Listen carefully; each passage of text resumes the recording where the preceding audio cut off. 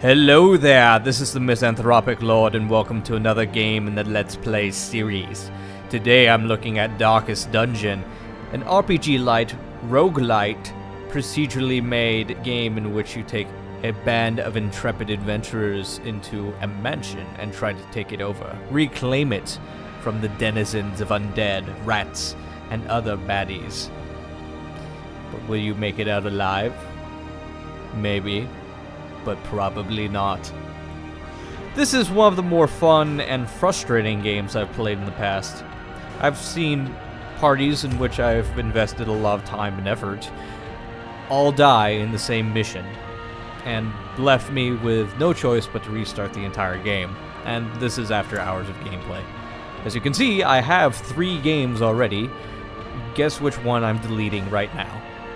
So the names Brooding Terror and Unceasing Nightmare have already been taken, so I'm gonna call this Super Duper Scary Stuff Unhappy Face with a slightly robotic frown. Good. And then we are on our way to the Darkest Dungeon. Are you afraid? You will be. You will be.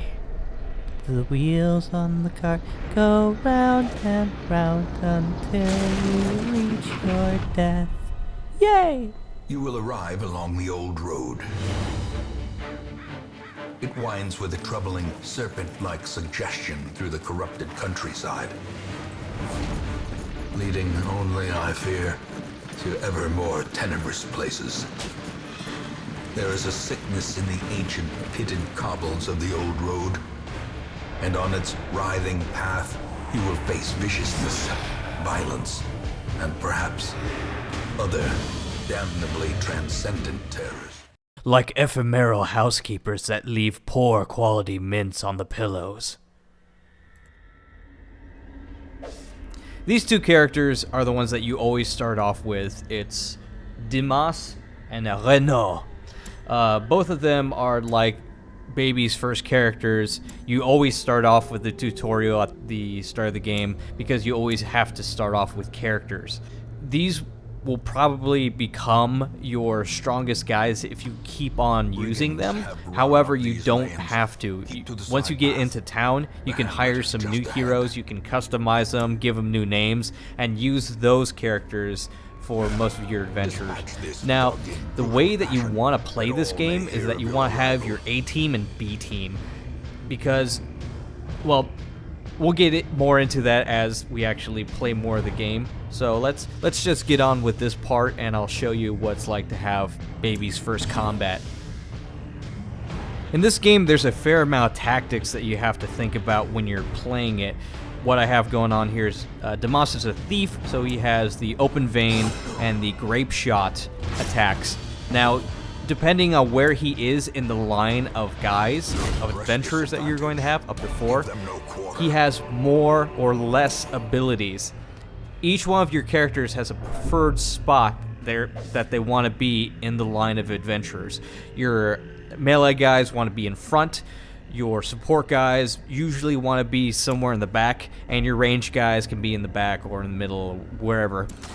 And different characters will have different strengths based on where they are in that lineup.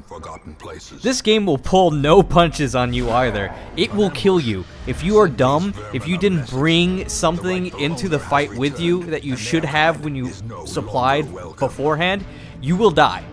Not only will you die, but your entire party will die, and then you have to juggle and try to figure out if your B team is okay to be the A team for a little bit, if you're going to switch people around so that experienced guys can be with really new people who will die if they are in a situation like that. And it gets to the point where if you have your A team die, that's basically it. The game is over.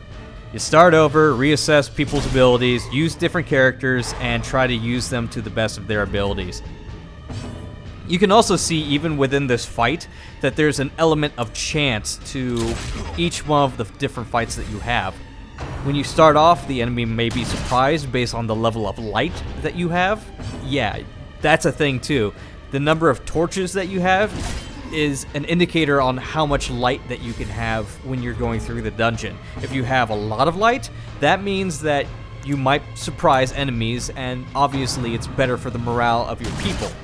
If you don't, if it's really dark, there's also some bonuses that you get, but monsters can surprise you and your people go insane. Oh yeah, that's another thing. Your people go insane. If they don't die, they will go insane. It's really fascinating because this game has a mixture of different genres that you don't see very often. You have the very heroic adventurers going out to defeat evil, which is kind of a high fantasy concept, but it's done very gritty. It's done in a very medieval, almost Lovecraftian sense, because your heroes are trying their best to defeat evil, but they're still very flawed human characters. For example, when your characters are going through a dungeon, there are different positive and maladaptive traits that can happen to them based on certain situations. For example, their insanity meter can fill out, and they have a random chance of getting either a positive indicator or a negative indicator, and it's based on what happens when someone's will breaks. Do they rise to the occasion, or do they not rise to the occasion? Sometimes they do, and sometimes that can be really cool for a character because they're like, no, I'm gonna power through this and we can make it, guys, and everyone gets a boost because of it. Or they can just be like, we're all gonna die, and of course that affects the entire party negatively. They all start going insane. It's a fun and very frustrating gameplay choice. Welcome home, such as it is. This squalid hamlet, these corrupted lands, they are yours now, and you are bound to them. Oh no, did I just become the mayor of Cleveland? So this is the status screen that happens every time that an adventurer is victorious or not so victorious. From there you can see who leveled up, what objectives you still have to do, what objectives you completed, and what other heroes that may have been left in town are doing, or how much stress they've healed while doing it. So like I was saying before, this is the screen where you can hire more adventurers, and it adds another layer of complexity to the game because a hamlet management thing going on where you can use different deeds, titles from the loots and heists that you have in the dungeons, and you can use those to upgrade different buildings to better your characters, or to get new ones, or to heal better when they're trying to get rid of stress. So I ended up getting the only two characters that I could get, which is a Seeker and a Plague Doctor. The Seeker is a healer, a cleric basically, and the Plague Doctor is a support character that can buff your guys and weaken others with actual plague bombs. So that's pretty cool. So given her occupation, I've gone ahead and named her Miss Healy after my 4th grade teacher. And the fact that she heals everyone. That's the joke. And because I'm just the right amount of anal retentive, I'm gonna make them the same color. Color-coded heroes. I'm gonna name them like the Crimson Invengers. Invengers, not Avengers, because I don't want to get sued. And since I'm also an elitist dork, I'm going to make this character's name an homage to a D&D character I once had, while making it meta at the same time. He's going to be Nadatengu. That is literally only funny to about 2 people, and neither of them are going to watch this video. Crimson Invengers probably isn't the best name. You know what these guys remind me of? They remind me of those guys in World of Warcraft, the Scarlet Crusade. There we go. Yeah, that's what I'm gonna name these guys. They're the Scarlet Crusade, and they're here to do whatever the Scarlet Crusade. The Scarlet Crusade were bad guys in World of Warcraft. Why would I? Never mind. It's because it's gritty. It's morally ambiguous. Are they the heroes? Are they the anti-heroes? No one knows. Do you root for them, or you barely maintain them in society? Here's the thing, though. This is a very morose game, but it's also on the precipice of very dark humor, very black comedy-esque, because everything is very pathetic. So there's pathos, right? That's where the word pathetic comes from, but there's also bathos. Bathos is a drama that's so dramatic that comes back and is funny again. It's kind of like modern day soap operas, how you can make fun of them really easily because the plot lines are all convoluted and the drama's like really, really intense, but intense in like a goofy, silly way.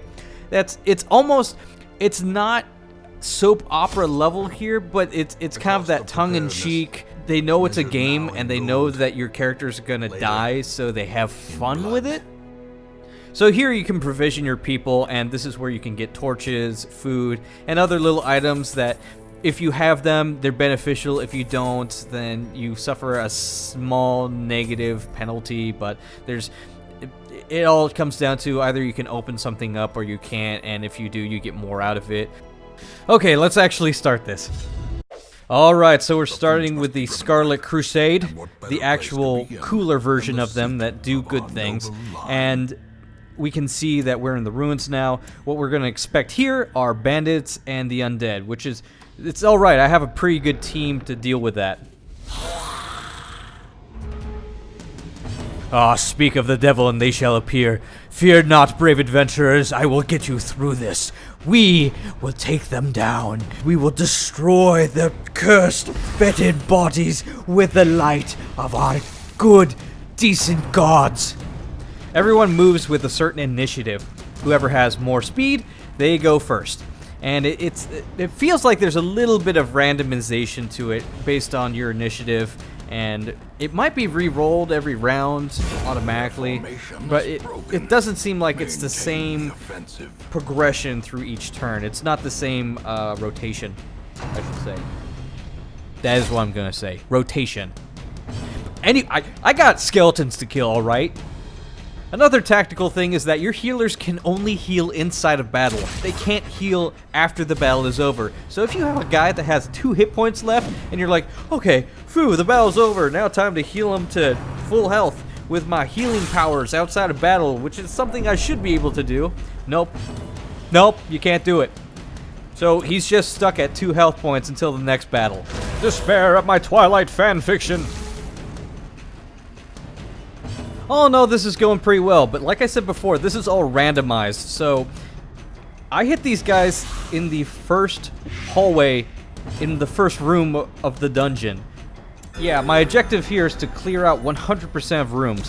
What that means is that I have to clear out all rooms that have bad guys in them.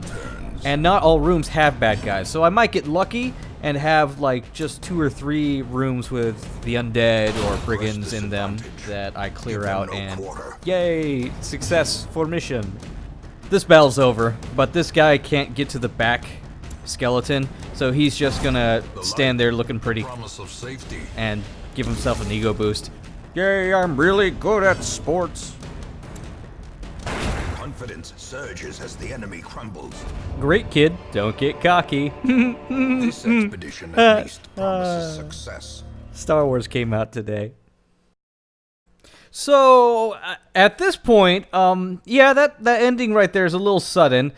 The video I was using got corrupted, and it lost the rest of the data.